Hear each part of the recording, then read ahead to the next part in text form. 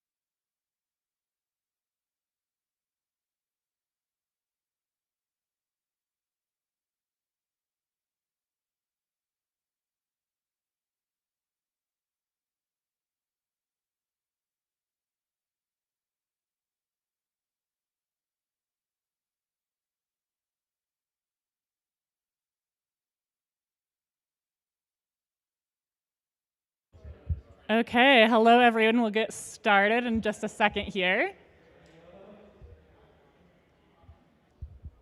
So, thanks everyone for attending the finalist presentations for the student research competition here at PLDI. We've been very excited this year to have tons of submissions. So we had 23 initial submissions, of which 19 were accepted to the conference, and we had 15 in-person posters yesterday, 4 virtual presentations, all culminating in this finals session where we have 3 finalists in each category, undergraduate and graduate. So we will have each finalist give a 7-minute talk followed by Q&A, starting with the undergraduates and then moving to the graduates. For the students who are presenting, we are following the order that I sent in my email. So we will have 1 virtual presentation to start, and then the remaining presentations will all be in person. For the Q&A, I'll ask that judges ask questions first, and if you are not a judge, just hang back for a minute, and then if there's time, you can answer questions as well. Also for the students, for those of you who are in person, I will have a timer going, and I will actually cut you off at 7 minutes out of fairness because it is a competition. Any questions before we get started? Cool. For judges who I didn't have a chance to chat with yet, just take your own notes and we'll deliberate afterwards. Great. And then AV, if you could switch over to our virtual presenter, please. Thank you.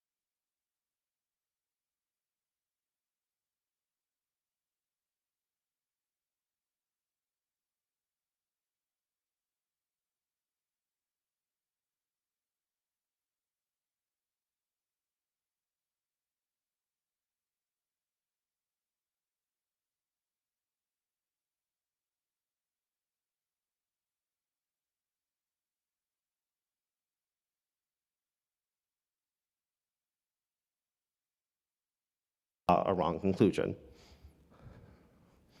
So the goal of this project is to achieve incremental execution Python scripts automatically without resorting to manually picking which cell to re-execute.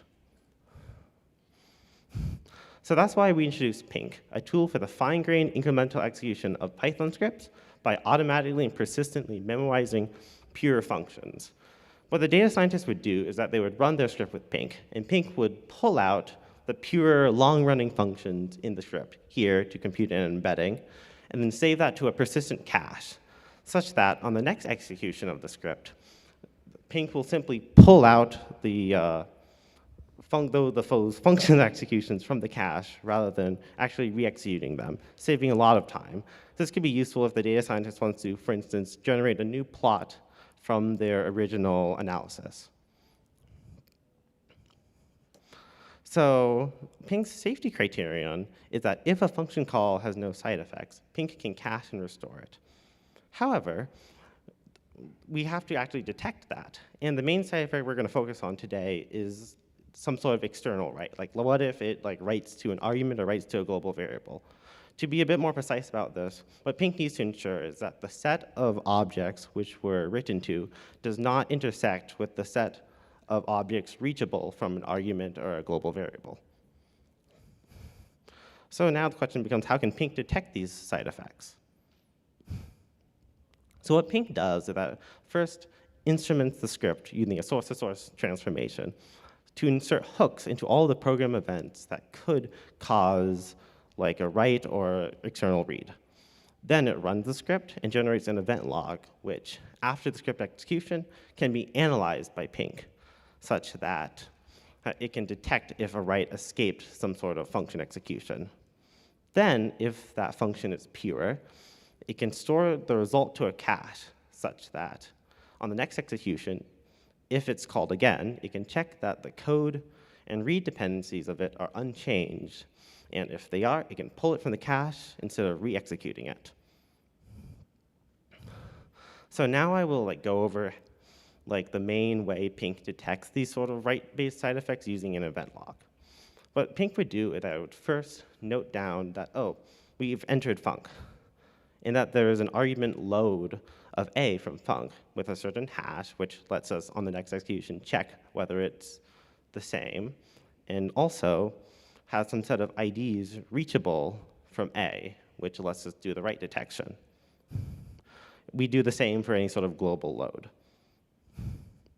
Then, when there's a write, Pink will record that in its log, and then during the analysis phase, it will be able to note down that since B was written to, and B is alias to a.foo, and a.foo is reachable from an argument, then this whole execution is impure because it wrote to something that existed outside of the function.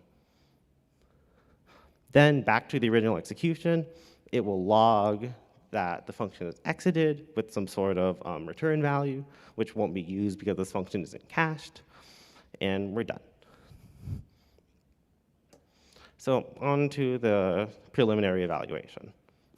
We aim to answer 2 research questions. One, does Pink actually improve the execution time of a Python script after some sort of small code change that does not invalidate the cache?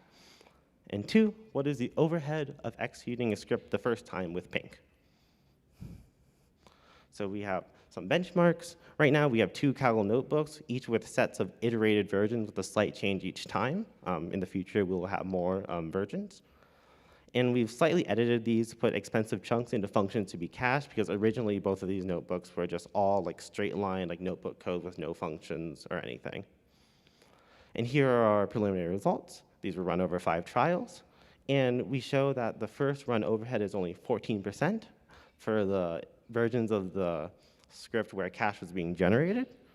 And then the speed up for using that cache was 4.2 times for drug imaging and 1.9 times for fraud classify, showing that Pink does actually lead to a pretty good speed up on executing these scripts.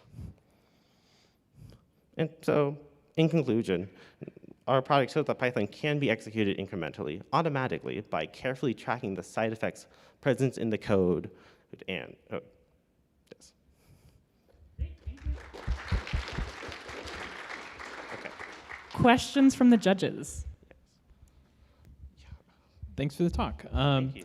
I'm curious if the script is doing something with the file system, like maybe it's coming up with a bunch of data and storing it to a file that it's going to read from later. How does that interact with the side effect detection? Yes. So for library calls in general, we have right now manually handwritten annotations which represent what effects that function would do. If it wrote to a file, we just call that non-deterministic and refuse to cache.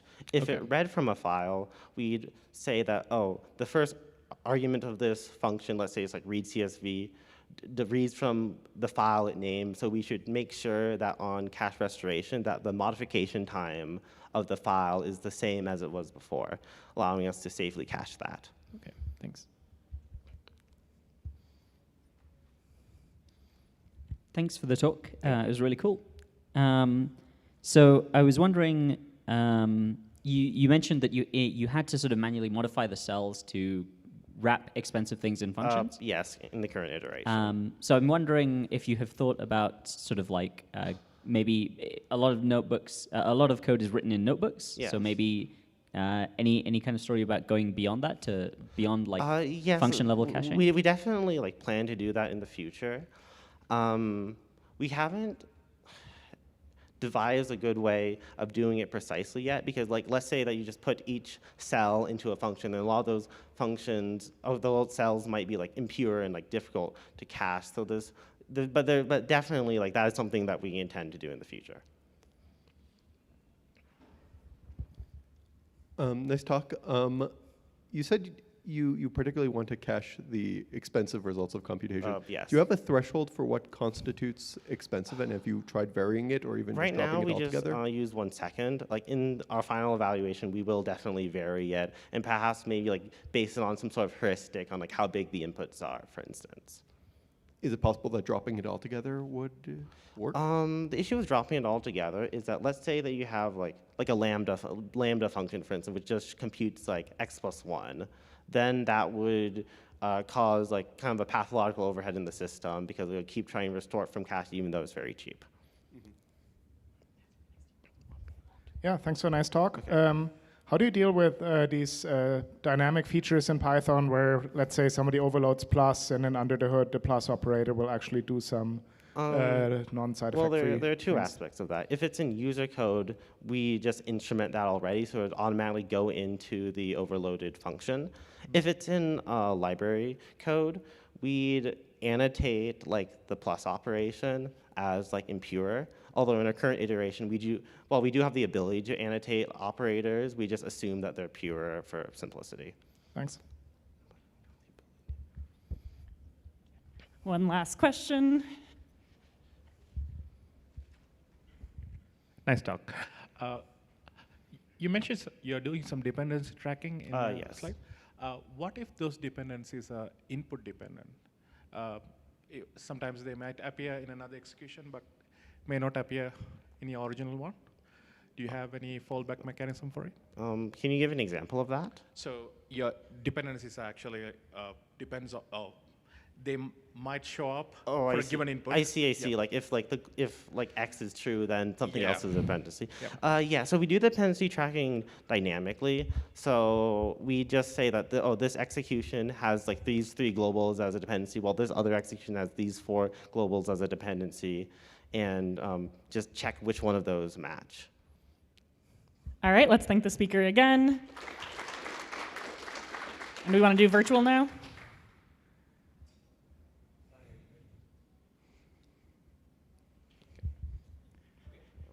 Great, thank you.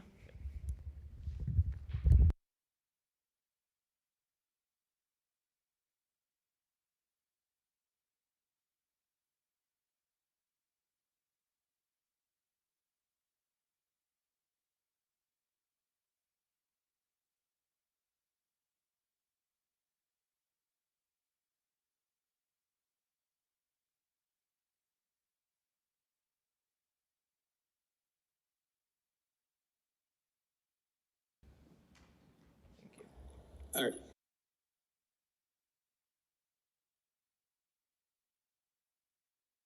Rising senior at the University of Maryland, and today I'll be presenting automatic energy analysis using types. So, embedded systems are increasingly prevalent and are deployed to a diverse range of applications, ranging from your personal device, such as a smartwatch, to medium-scale applications such as smart agriculture, to the remote extents of outer space.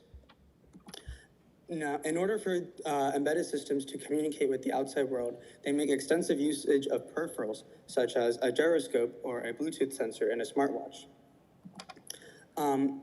Because these systems are deployed to a diverse range of applications, there is an urgent need to understand the energy requirements of these systems and develop energy-efficient applications. For example, it would be really annoying to have to constantly recharge your smartwatch every hour or so. In medium-scale applications such as smart agriculture, it can be very financially expensive to have to go into the field and replace batteries. And in the depths of outer space, it can be literally impossible to replace a battery once it has died.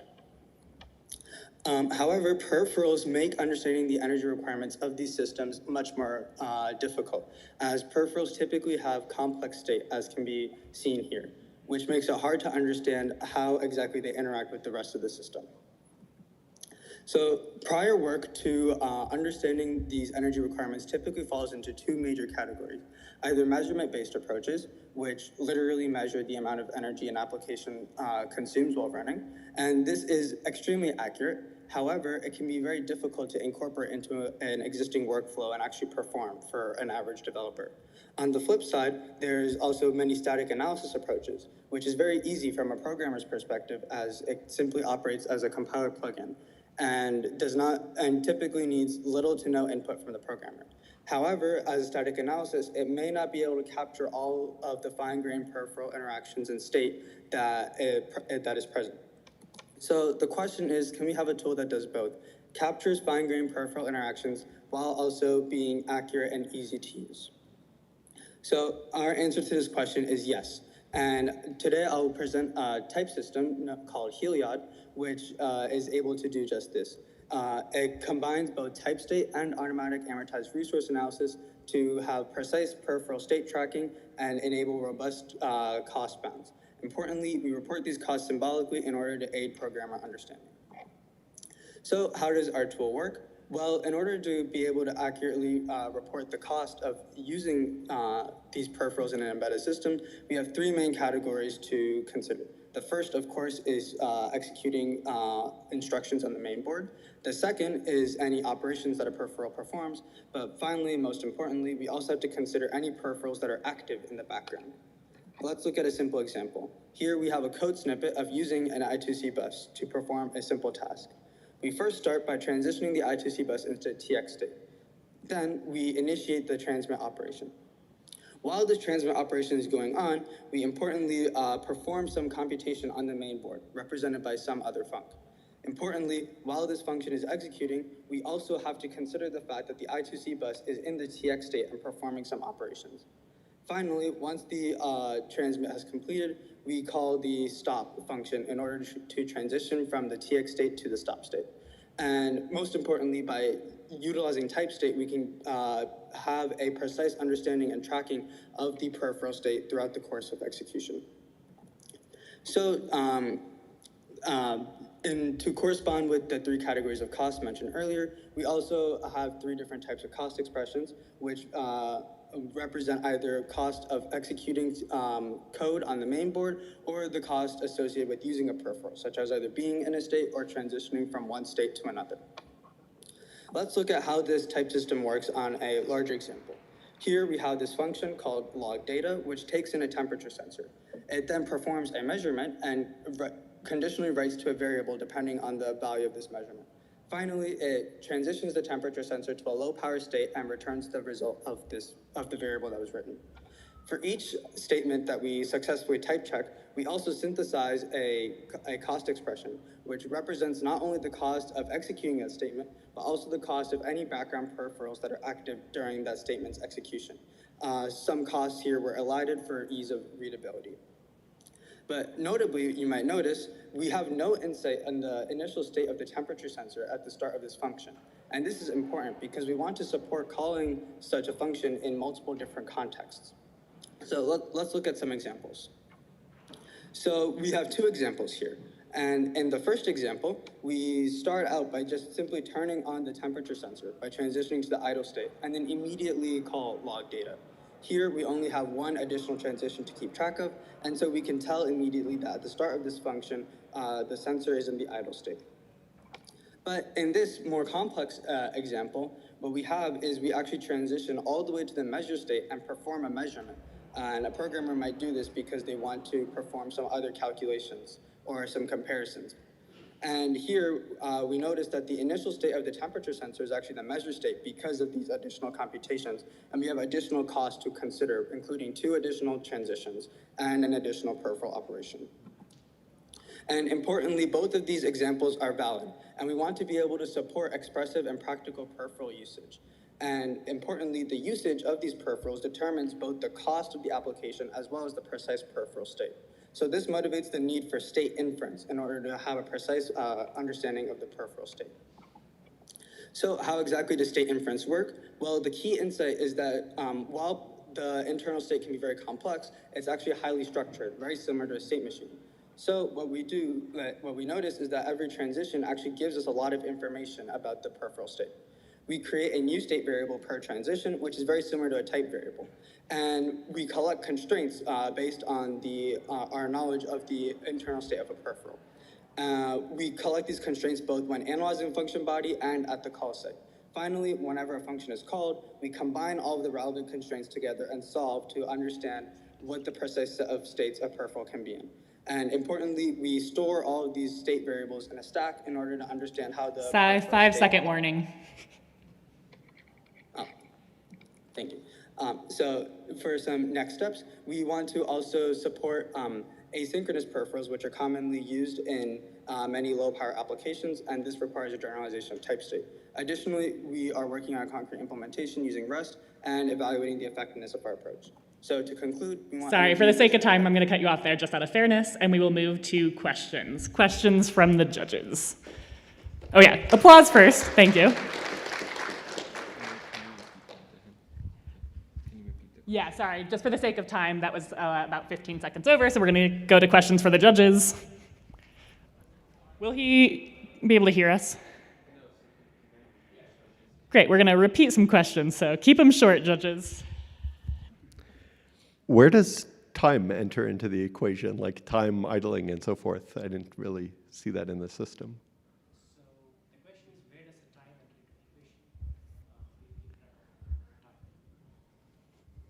So for many low-power embedded systems, we can actually assume deterministic timing for each of these instructions, and the system can track the timing information for each statement.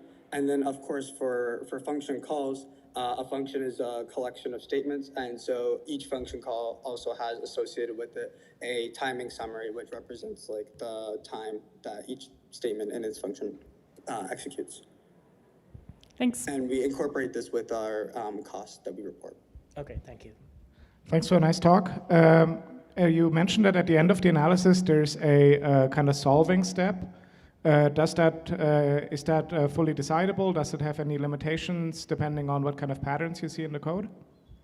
Okay, the question is the solving step that you have shown towards the end of your presentation. Is it decidable, or what are the constraints associated with it? It is decidable because a peripheral state is modeled as a state machine, and we can represent the state machine as a simple lattice.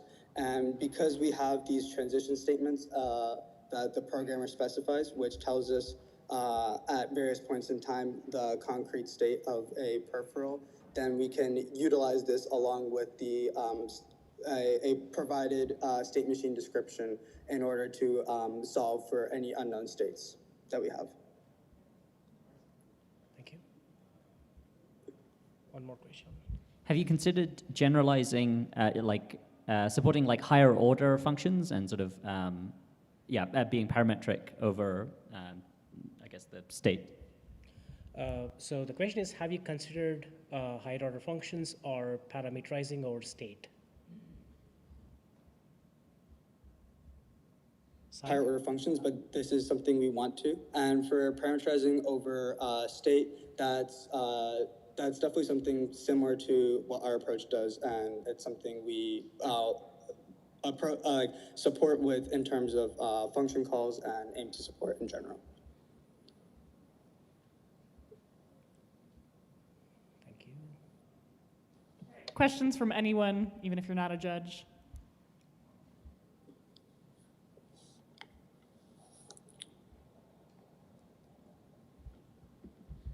Nice talk. May I have a quick question? You mentioned lots about just the states, and all the thing looks like a state machine, but why you use types?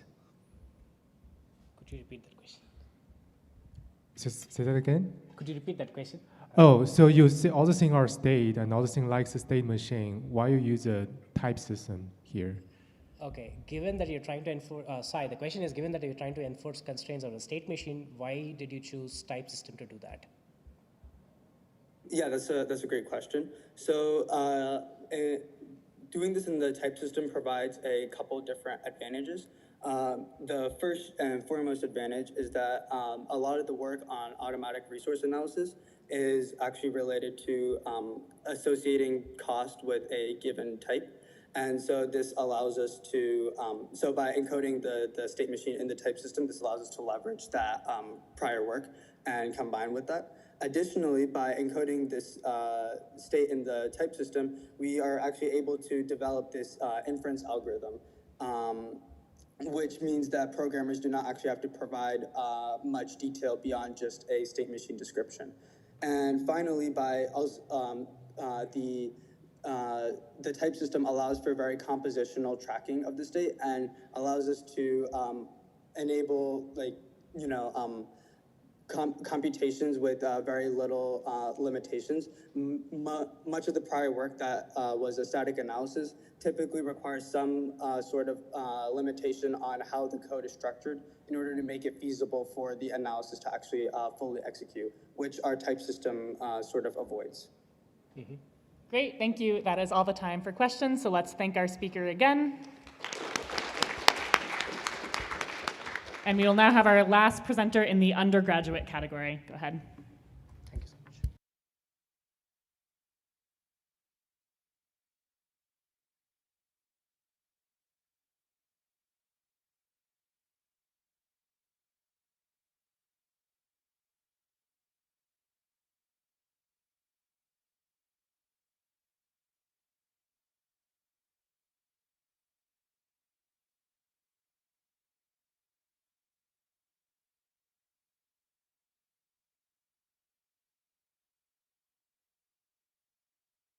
Thank you so much.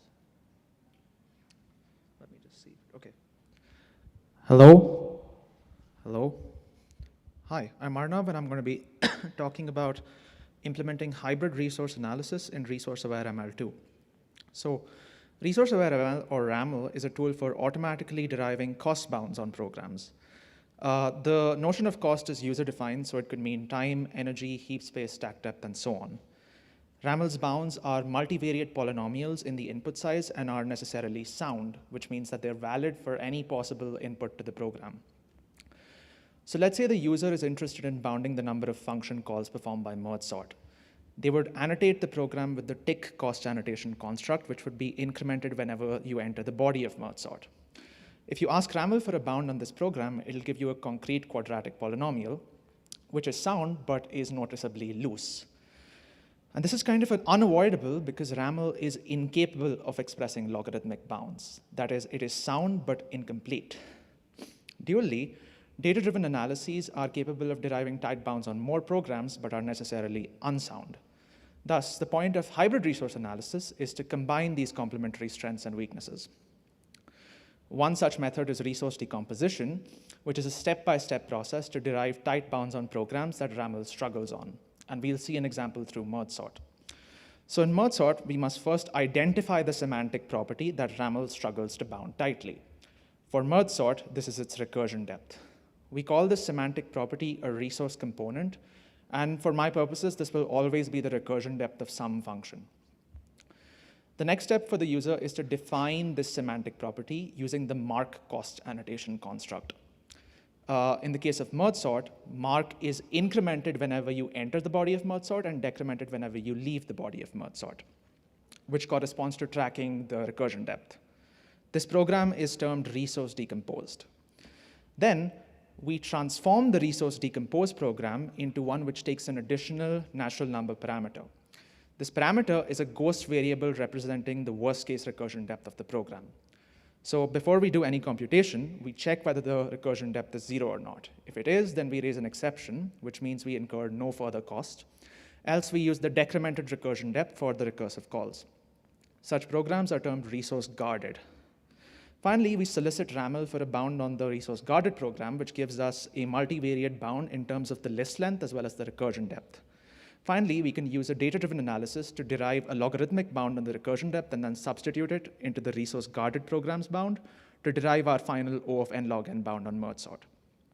So what I do is I implement resource decomposition as a largely automated process in RAML2. which is under active development as an improvement to RAML. At a high level, the architecture is as follows. At the top level, we have a resource decompose program, which treats the recursion depths of a number of functions as resource components, which we will call R sub 1 through R sub m. Then I implement an automatic program transformation, which converts this resource decompose program into the resource guarded program, which takes additional parameters R sub 1 through R sub m, one ghost variable for each resource component. Finally, we use RAML2's own static cost analysis to derive a sound cost bound on the resource guarded program in terms of the original input x and the newly introduced ghost parameters R sub 1 through R sub m. Now, when doing this program transformation, we want to think of mark as a resource effect and all expressions that may use it as resource effectful. Resource decompose programs do not make a type distinction between pure and effectful expressions. As you see, mark just has the type unit. Thus, the first step in the transformation is to introduce the monadic type f of tau, which represents resource effectful expressions which may return a value of type tau. Then we lift all resource effectful expressions into this monadic type. Once mark now has the type f of unit, for example. Once this type distinction is introduced, we can complete the program transformation by a type-directed transformation. And the transformation is basically going to interpret every expression of type f of tau as a function which takes the current state of the resource components, sigma, which is a tuple of natural numbers, and gives you back the updated state of the resource components, as well as the transformed value. Independently, we run our data-driven analysis, which proceeds by running the program on a finite set of generated inputs, as well as logging the peak recursion depth of each function at runtime. This induces a cost data set, which we can then analyze via the existing data-driven analysis model to derive a linear or logarithmic univariate bound on each resource component. Once that's done, we can compose the two bounds to report our final composed bound. So for the evaluation, we choose a number of common functional programs which contain one or more functions with logarithmic recursion depth. And we run the data-driven analysis with 200 randomly generated samples. And on each of them, we are able to derive a tight bound that happens to be sound.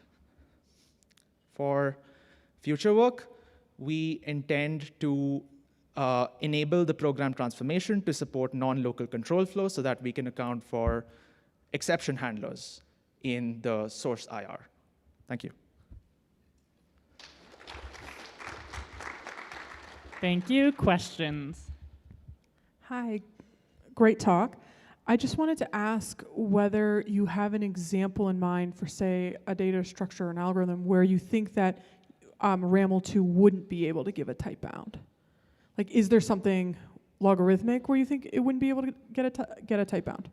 No. If it involves a logarithm in the ground truth complexity, RAML is guaranteed to give you a loose bound because it's incapable of expressing logarithmic bounds. Its bounds are always going to be polynomials. But is there any data structure that has a logarithmic, say, type bound where RAML2 won't get that type bound? A data structure? Or like a type of tree or something like that. So red-black trees have logarithmic operations, so do leftist heaps, and each of them has like an efficient function those data structures are efficient because they have a logarithmic recursion depth function out there in their implementation, and RAML is guaranteed to give you a loose bound on their complexity. Oh, RAML. Yeah. Oh, sorry. So, you mean RAML2 with resource decomposition? Yes, yes. Oh, sorry, my bad. Yes. In fact, in my evaluation, I do test it against a red-black tree example, and that example is basically just taking a list of keys, adding them all into a red-black tree, and then removing them, and then taking a separate list of queries, and then querying the red-black tree. So that bound you see, that tight bound you see that we derive, is with resource decomposition in RAML2. Okay. Yeah, sorry, I misunderstood your question. So basically you're saying that you expect that complex trees with logarithmic bounds, RAML2 will get a tight bound. Tight, not necessarily sound. Thank you.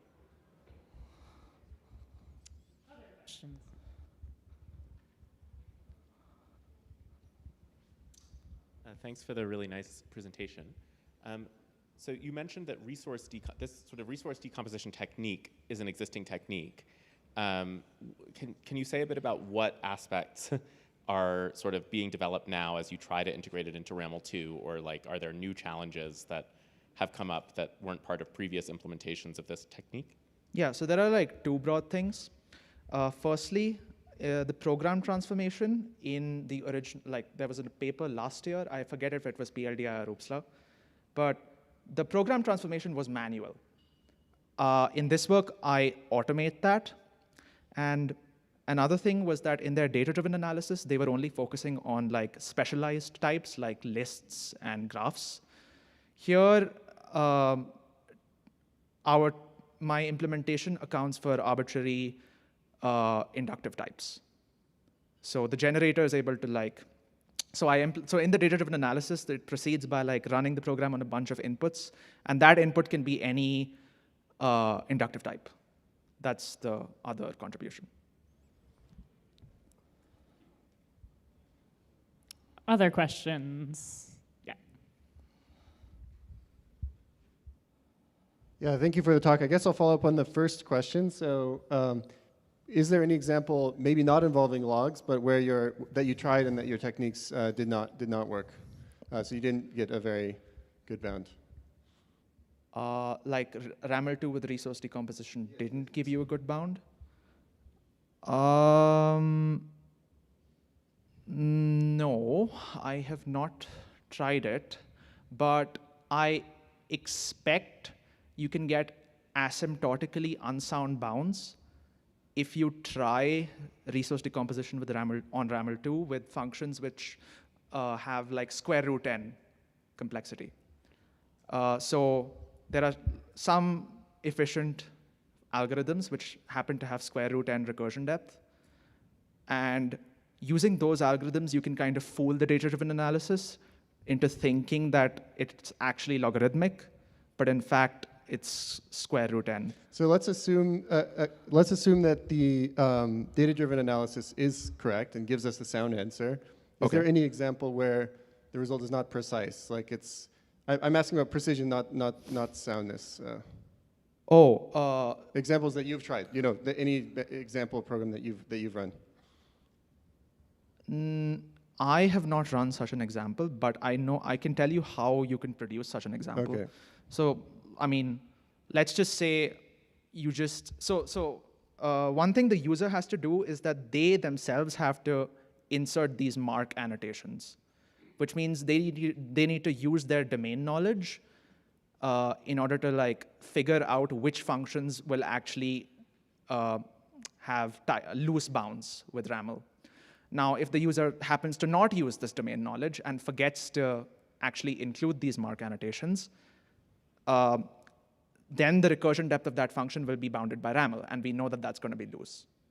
So sure, you can like just forget to put marks, and then even resource decomposition might give you asymptotically loose bounds. Okay, makes sense. Thanks.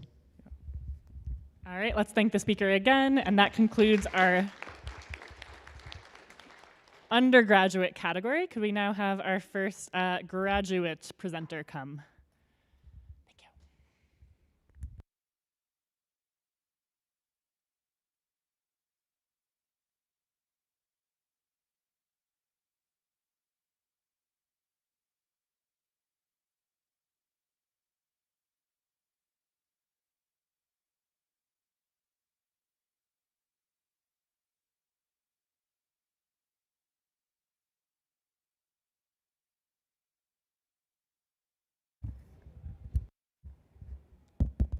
Awesome. All right, thank you so much. Hi, everyone. I'm Naifo. I'm currently a fifth-year PhD student at CMU, advised by Professor Franz Branchetti. and today I'm going to talk about our work on semantics lifting for scientific kernels. So now let's forget all the coding experience you have and imagine you're a domain scientist. So imagine you're a domain scientist with minimal coding experience.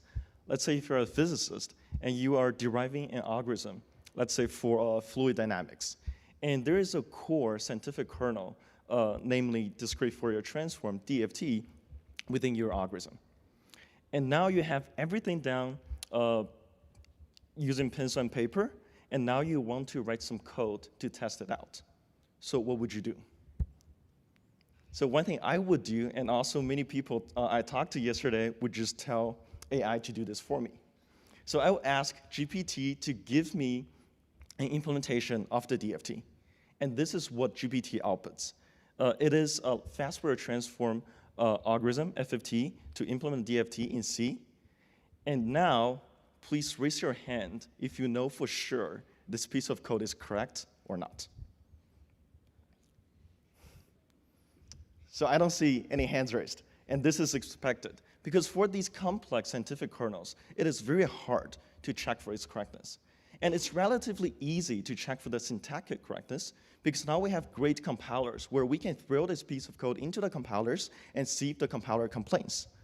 However, it is very hard to check for the semantic correctness, which means how do you know this piece of code actually implements what you want? And how do we know this piece of code actually matches to the, for example, the math we derived on the paper? And this is the problem we're trying to solve. So our goal, which we termed semantics lifting, is to automatically extract these high-level semantics from these scientific kernels. And we do not stop at the ASD level. We do not stop at the program summary level. We go all the way up to the mathematical specification. We have 4 letters here to tell you it's a DFT. And if you were at the keynote, the first keynote yesterday, you heard Professor Amar Singh talking about this two-way street of compilation, where we have from high level to low level, that's the traditional compilation pass, and then we have the low level to high level, that's the decompilation pass. So we can treat semantics lifting as this extreme version of decompilation, where we go all the way up to the high level spec. And actually, today's keynote also further strengthened our motivation by Professor Kim when she talks about how important validation is in this era of AI. And semantics lifting can act as this first defense of this AI-generated code. So how do we do this? The key insight behind semantics lifting is that we have, let's say in the traditional compilation pass, we go from representation A to representation B, from high level to low level. And if this rewrite rule is based on mathematics, and if going from A to B actually establish mathematical equivalence, then we have an equal sign, and that means we can go back. And this exists in many compilers and code generation systems. For example, in this code generation system called Spiral, that's been developed, I think, for over 25 years. And in Spiral, we don't need to understand the math here, but in Spiral, we go from one level of mathematical abstraction, which is the SPL on the right-hand side, to a lower level mathematical abstraction on the left-hand side called sigma SPL, which captures the loop level program structure, whereas the SPL captures more on the algorithm side. So my advisor did this traditional compilation pass 20 years ago at PLDI, and now I am flipping this direction around. And this is the key insight behind the semantics lifting work. So I don't think I have too much time to go into the detail of how, like the entire semantics lifting framework, but in general, we start with the source code, and then we go through all these already established IR within Spiral, level by level, and then eventually reach to this high-level specification. And of course, this is still a work in progress, and we also have many limitations. So one limitation, for example, as you can notice, towards the end of the semantics lifting, we lift everything up to a combination of mathematical objects. And then we do a knowledge-based lookup to see, does this match a decomposition, algorithmic decomposition of a DFT? And if so, we can derive, yes, it is indeed a DFT using this kind of algorithm. But let's say, what if you derive an algorithm that Spiral does not have prior knowledge. And it is okay because semantic lifting still provides value even if you don't reach the last stage. It is much easier to compare this combination of mathematical objects with your math on paper than comparing this source code with the high-level math. So we right now obtained some preliminary results. So we finished building up the prototype, which we can take a piece of C code, and then to derive it is actually a DFT, and it's using the Cooley 2-key fast Fourier transform algorithm. And we also test the robustness of this framework where, let's say, we flip around 2 independent instructions within this loop, which does not change its semantic correctness, but our system is able to tell you so. But however, if we change, let's say, I hope the font is big enough for you to see, if we change this 1 to 2, then the semantics breaks and the math breaks, and our system is also able to detect a bug. And semantics lifting, right now, we show an example of working on AI-generated code. But we don't need to, the source code can be anything. It can be a legacy code, let's say, written 50 years ago in National Lab in Fortran. And then we can use semantics lifting to derive its semantics. And then we can do re-optimization to make use of all these existing compilers, DSL, to target, for example, GPU. So this concludes my presentation. And you can scan the QR code if you want to read the short paper on this. And my email is here if you have any feedback or comments afterwards. Thank you very much.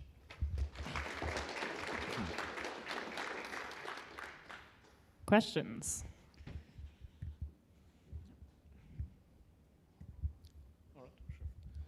Are there any limitations in how programs can use recursion where this technique might fail to derive a closed form, anything like that? Right, so currently I would say there are, if we go back to this framework, there are limitations at each step. And I talk about the limitation at the end of the lifting, but of course there are limitations how we, like what kind of source code we can lift up to. So right now we start with the harder part. We try to lift a recursive implementation of FFT, but for the loop-based FFT, we can also lift that up. And I think one thing we cannot do, for example, using Spiral, is to lift up some source code that use a data-dependent computation. Thank you. Could you give me some insight into, I didn't really understand how the system worked from the talk. Can you talk about how it's built up, how you're doing this kind of decompilation or this? Right. Yes. Sorry, for the sake of time, I omit lots of details about how the system works, but only providing the key insight. So if we go through all the steps here, so first what we do is we take the source code, we use clean to dump the AST, and then we reparse it into this internal code that is the lower level IR the Spiral understands. And then from this lower level code, we try to impose a normal form where, for example, in this loop, we have the load, compute, and then store this pattern. So that's the gather, the G, what G stands for here, the gather, compute, and the scatter pattern here in the math. And then after we are in the math domain, we can then use this key insight to reverse these rewrite rules and step by step all the way up to the high level spec. So does this require that fundamentally what you're implementing is some simple closed form mathematical expression or something like that? Yes, and everything for the semantics lifting is symbolic. And right now we really take advantage of all these existing rewrite rules that has been injected into Spiral over the past 25 years. Thanks for the great talk. Thank you. One thing that's unclear to me is in this figure, which of these things existed previously and what is the contribution of? That's a great question. So within Spiral, all the arrows where we go from DFT to these rewrite rules to the icon and then to the source code, this existed for the past 25 years, and this is the code generation part.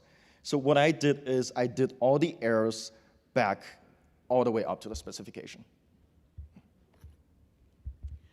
Great talk.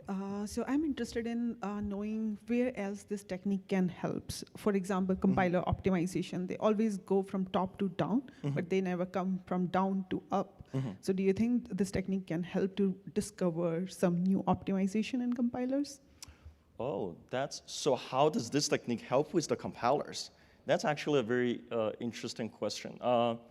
I think definitely, so for example, when I mentioned that, let's say the legacy code in the national lab, which is probably a lack of documentation there, but let's say I bet there are many like very talented domain experts who inject those knowledge within these kind of code, but these right now is unmaintainable because there lack of automatic way to derive what has been injected there. And if semantics works on these kind of code, we can actually derive many specific, let's say the formulas here, that we can then put down into the lowering paths so we can take advantage of that. Yeah, and another thing could be we always lose debug information when we go from higher level to lower level, and we have to do a lot of engineering to come from lower level and map it back to the source code. So maybe something like this can help. Exactly. Thank you. Thank you. All right, that's all the questions we have time for. Let's thank the speaker again. Thank you very much. All right, and we'll have our next speaker come up.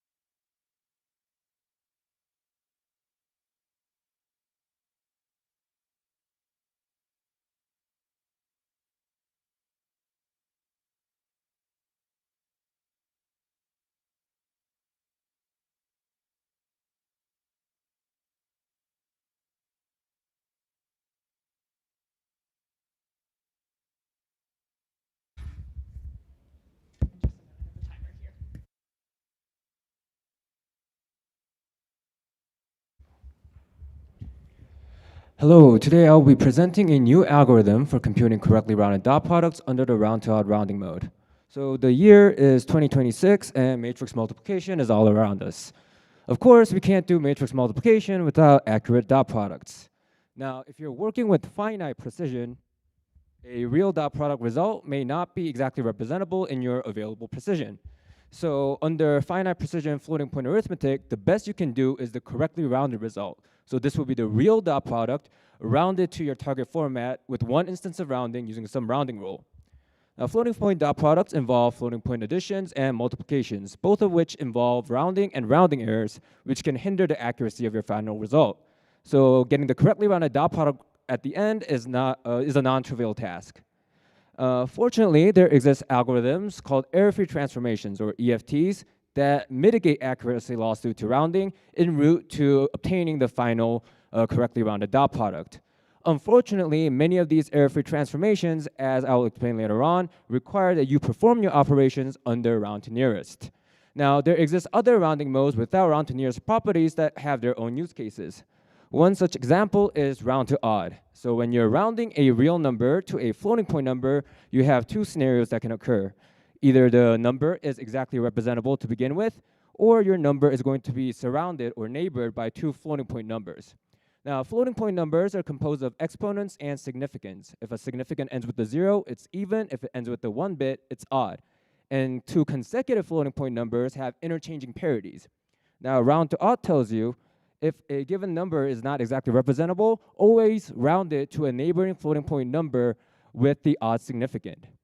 Now, round to odd has very useful properties. First of all, it's unbiased, meaning the rounding error can be either positive or negative. So across multiple operations, the rounding errors can cancel each other out. Secondly, round to odd is composable, meaning if you round to an intermediate precision using round to odd and round again to a target format, it will give you the same result as rounding once directly to the target format. So this means that if you have a correctly rounded round to odd result for a high precision format, you can reuse the result across multiple formats. And lastly, as you may have inferred from the previous slide, round to odd is very simple to implement in hardware and is a good fit for accelerators. So currently, no standards support round to odd, but it will be supported by the upcoming P3109 standard on floating point arithmetic for machine learning. And we can imagine a scenario where future accelerators that support round to odd, perhaps as the only rounding mode, exist. Now, as I mentioned earlier, correctly rounded dot product algorithms that exist do not work with round to odd.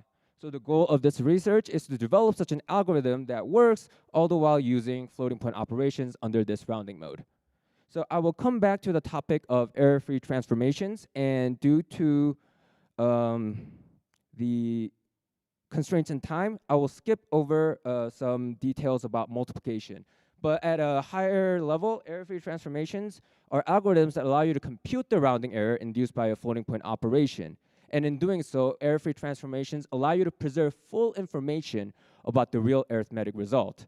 And error-free transformations for multiplication and addition can be used for dot products. So because of time constraints, I will skip over details about error-free transformations for multiplication.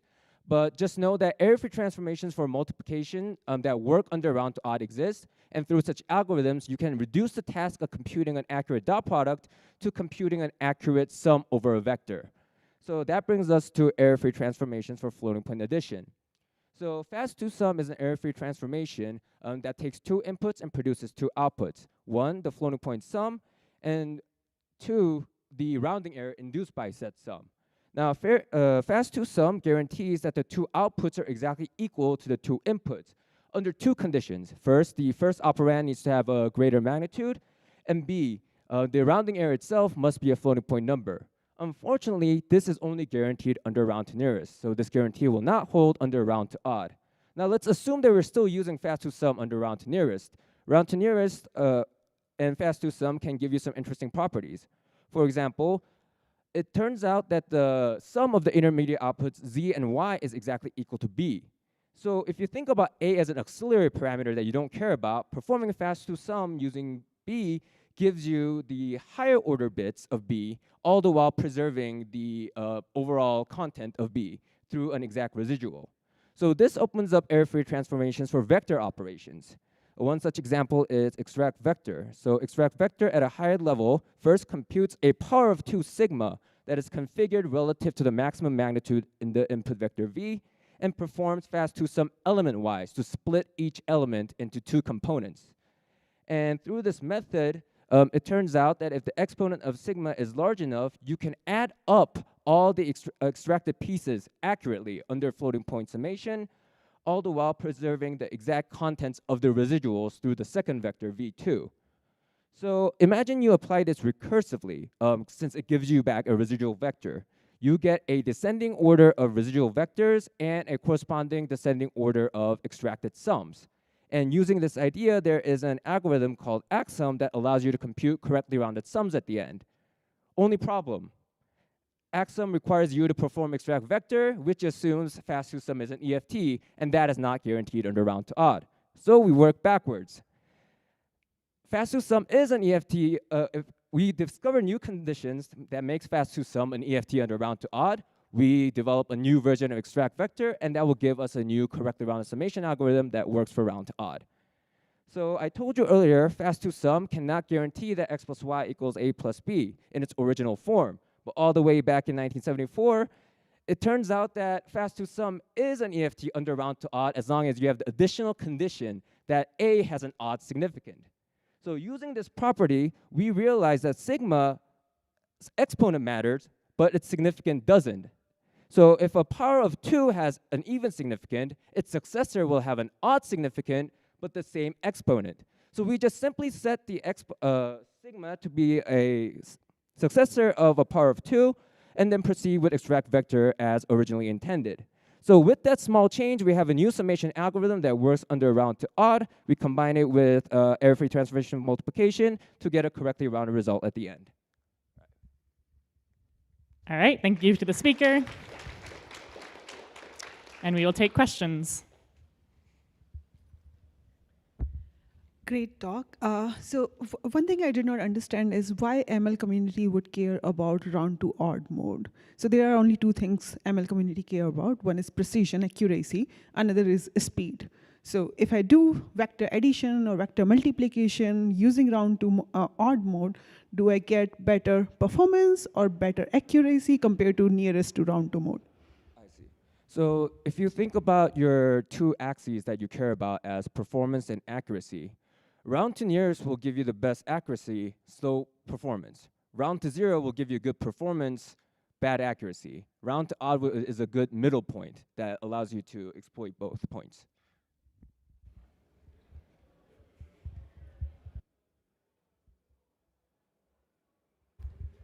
Nice talk. So when you do a dot product, there are two ways to look at it. One is to compute all the products and do a summation. The other is to look at it as fuse, multiply, add steps, FMA steps. So which one are we talking? And does your method work for a chain of FMAs?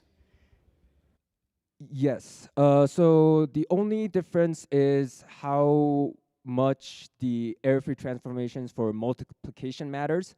So if you change the FMAs, that becomes less relevant, but you need to still account for addition errors. Other questions?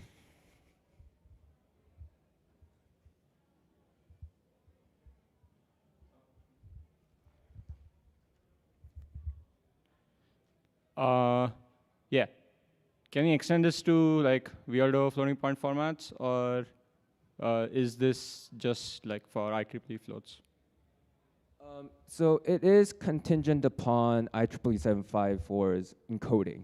So IEEE 754, the encoding's parity matches up the significant parity. So we need that property for this approach to work. Any other questions?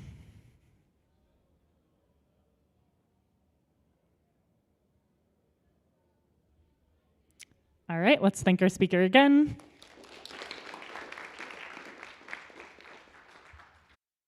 And we have our final presentation in the graduate category.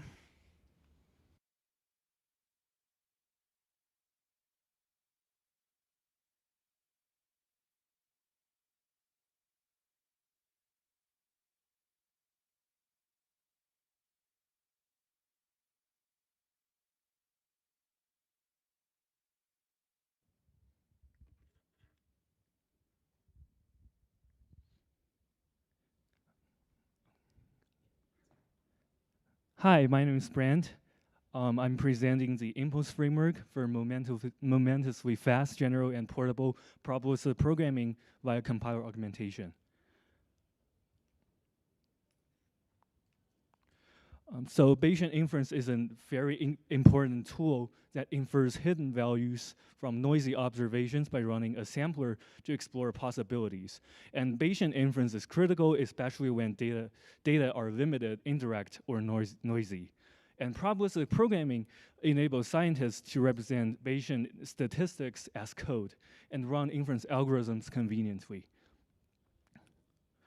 However, one problem is code you want to write is usually not the code the sampler should run.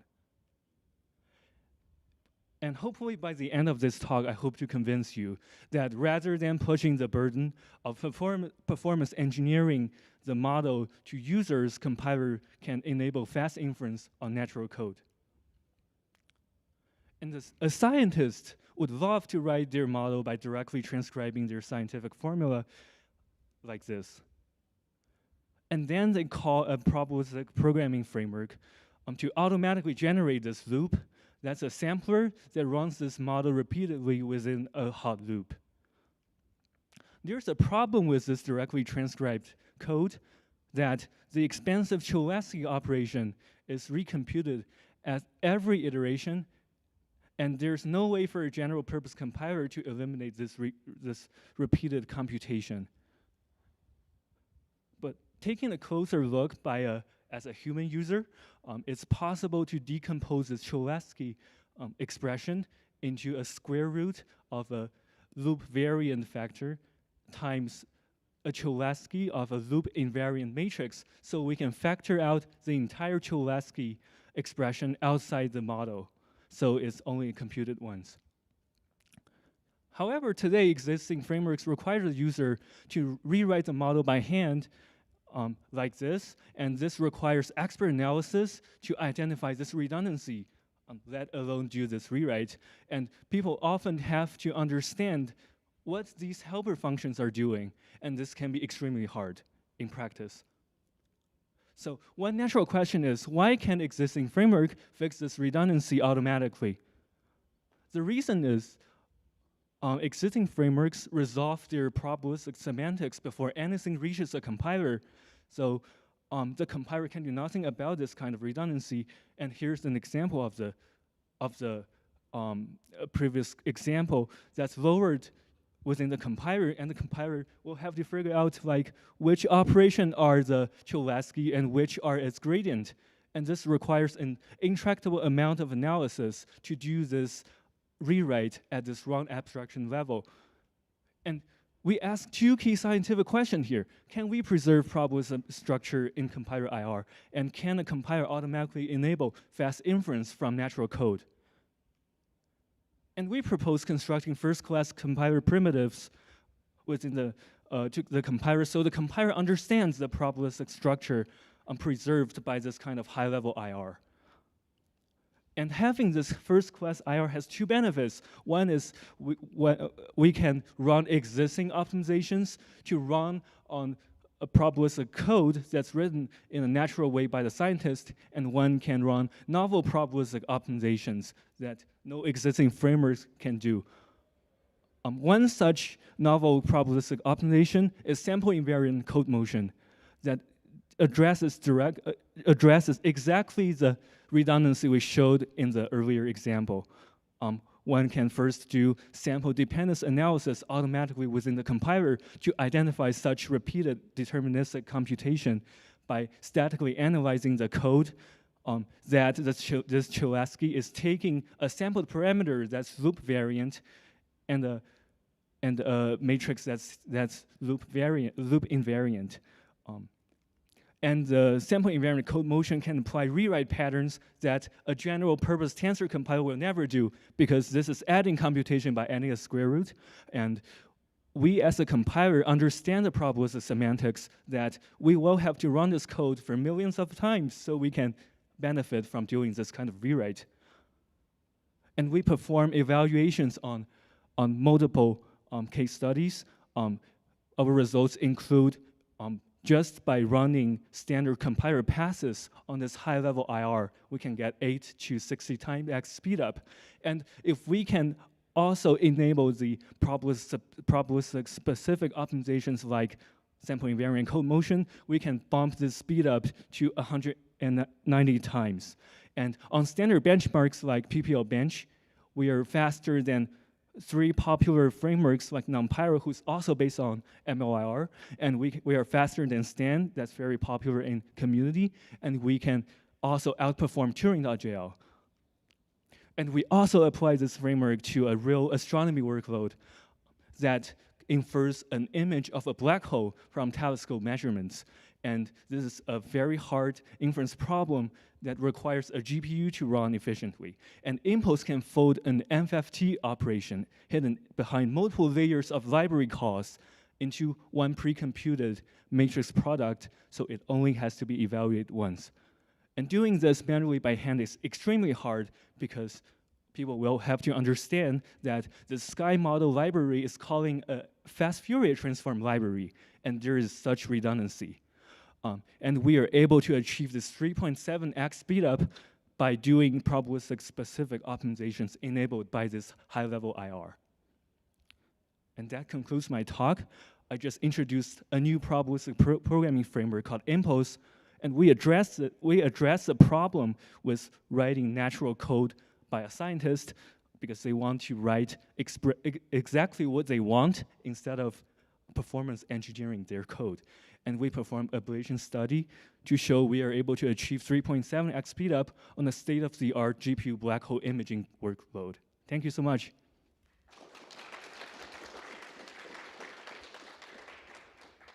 Thank you. Any questions?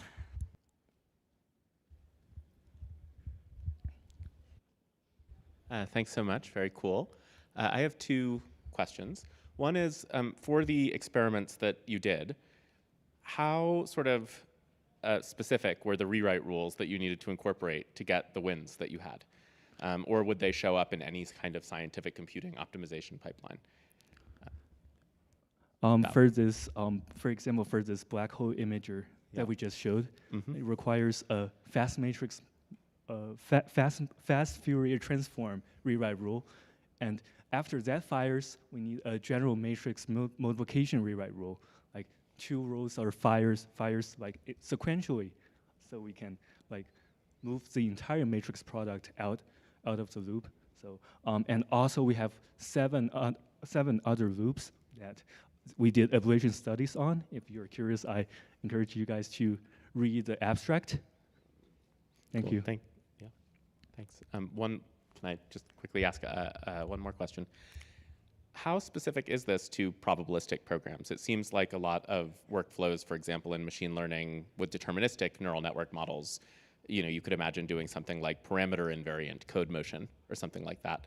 It seems like it's really about sort of lifting parts of a function that don't depend on the thing that's dynamically changing every time I call the function out to the top level. Like, how much is this about probability versus about that kind of pattern?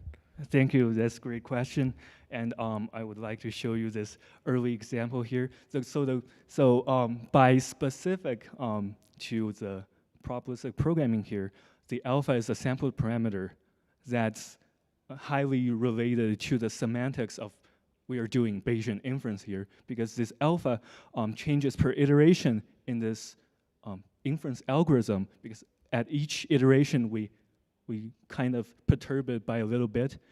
This is specific to inference algorithm here, and this requires knowing like the semantics of probabilistic programming to do. And similarly, I can absolutely imagine doing this on a machine learning semantics if one also have this kind of high level semantics, which I doubt like already exists. But what we are doing here is really dependent on the semantics of probabilistic programming. I hope this answers the question. Other questions?